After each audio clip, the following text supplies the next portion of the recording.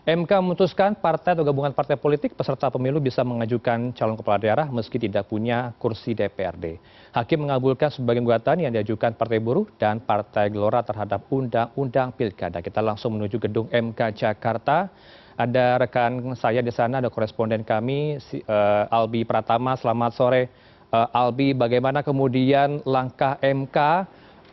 Sudah punya keputusan nomor 60, nomor 70 hari ini, kapan akan harus ditindaklanjuti oleh KPU?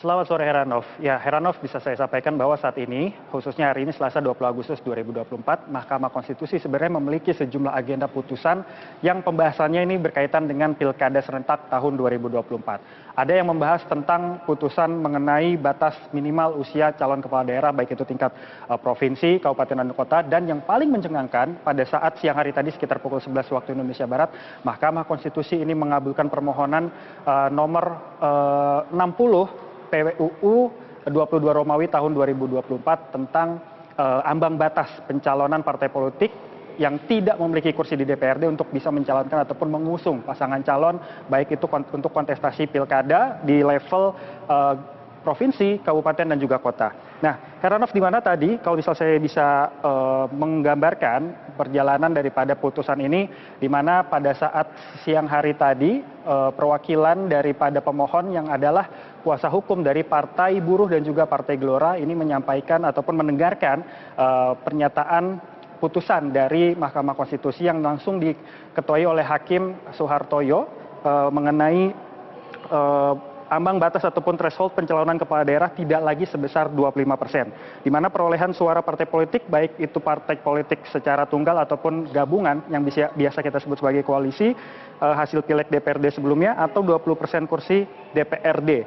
MK memutuskan threshold pencalonan kepala daerah dari partai politik ini disamakan dengan threshold pencalonan kepala daerah jalur independen ataupun perseorangan ataupun non-partai sebagaimana diatur dalam pasal 41 dan juga 42 UU Pilkada. Nah, dengan adanya putusan ini itu artinya sejumlah partai politik yang kemarin sudah mengikuti pemilu legislatif 2024 pada Februari dan kursi di DPRD-nya tidak mencukupi ataupun tidak dapat kursi di DPRD di tiap-tiap daerah, baik itu di kabupaten, kota, ataupun provinsi, ini masih memiliki hak untuk bisa mengusung ataupun mencalonkan kepala daerah yang mereka pilih ataupun mereka ajukan, asalkan memenuhi kuota tertentu yang disandingkan dengan perolehan suara sah, tergantung juga dengan perbandingan dengan DPT di suatu daerah tersebut.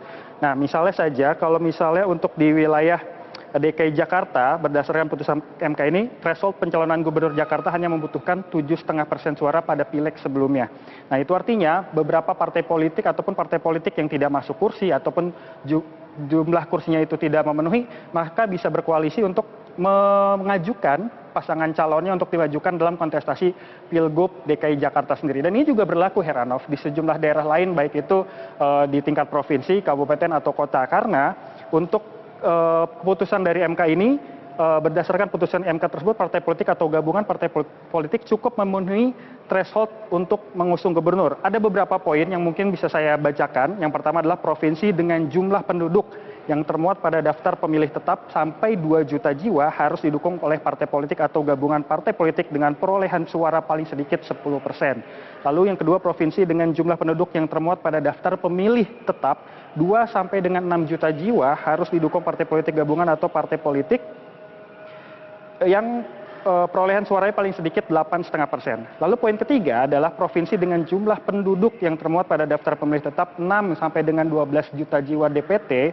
ini harus didukung partai politik gabungan dengan perolehan suara paling sedikit 7,5%. Nah, lalu ya poin keempat adalah provinsi dengan jumlah penduduk yang termuat pada daftar pemilih tetap lebih dari 12 juta jiwa DPT ini harus didukung oleh partai politik gabungan dengan perolehan suara paling sedikit 6,5%. Nah, kalau misalnya tadi saya berwawancara dengan ketua kuasa hukum dari Partai Buruh sendiri yang menjadi pihak pemohon dalam kasus ini menyatakan dengan dikabulkannya permohonan tersebut, maka bisa jadi partai-partai kecil ini akan melakukan koalisi dengan sejumlah partai yang bisa dikatakan besar, tapi suaranya atau jumlah kursinya belum memenuhi ambang batas untuk bisa mengajukan pasangan calon. Dan ini diprediksi akan mengubah sejumlah peta politik, peta koalisi di sejumlah daerah, baik itu seperti yang paling seksi saat ini adalah wilayah DKI Jakarta, di mana ada satu partai yang sudah masuk DPRD tetapi belum memiliki koalisi karena tidak memiliki kekuatan suara yang begitu kuat, katakan saja PDIP, untuk bisa mencalonkan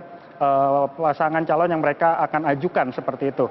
Dan ini juga akan mengubah setidaknya beberapa partai politik yang mungkin saat ini sudah melakukan perjanjian-perjanjian koalisi dengan sejumlah partai politik tertentu, sudah mengumumkan siapa nantinya nama-nama calon gubernur, wakil gubernur, wali kota ataupun wakil wali kota dan juga bupati dan wakil bupati. Setelah ini keluar maka akan bisa saja berubah haluan ataupun bergeser lagi karena proses pendaftaran di KPU sendiri akan terjadi pada tanggal 27 Agustus. Itu artinya masih ada waktu sekitar 1 pekan ini untuk bisa melihat konstelasi politik yang akan terjadi. Tentu setelah ini yang harus dilakukan ataupun diupdate adalah bagaimana partai-partai politik ini menyikapi tentang keputusan Mahkamah Konstitusi ini, lalu juga beberapa pengamat-pengamat politik dan juga tentu dari Mahkamah Konstitusi. Tadi saya sudah mencoba untuk melakukan komunikasi dengan salah satu hakim Mahkamah Konstitusi yaitu Profesor Enmi Nurbaningsih, tetapi yang bersangkutan memang sampai dengan sore ini masih melakukan sidang di dalam ruang sidang Mahkamah Konstitusi sehingga belum bisa ditanyakan lebih lanjut terkait dengan keputusan yang telah diambil. Nah, ini juga tentu akan berpengaruh dengan peraturan yang dijalankan oleh KPU sendiri terkait dengan hal ini, apakah nantinya KPU akan langsung merevisi aturan yang sudah tertuang dalam PKPU atau tidak, karena masih ada 1 pekan lagi, segala kemungkinan masih akan terus terjadi terkait dengan peta politik khususnya dalam menyambut Pilkada serentak tahun 2024 ini. Begitu Heranov. Baik, bolanya ada di KPU, apakah akan segera konsultasi dengan DPR dan pemerintah dalam waktu dekat? Hanya waktunya sebentar saja, sepekan, akan kita tunggu. Terima kasih Albi Pratama, koresponden kami langsung dari gedung MK.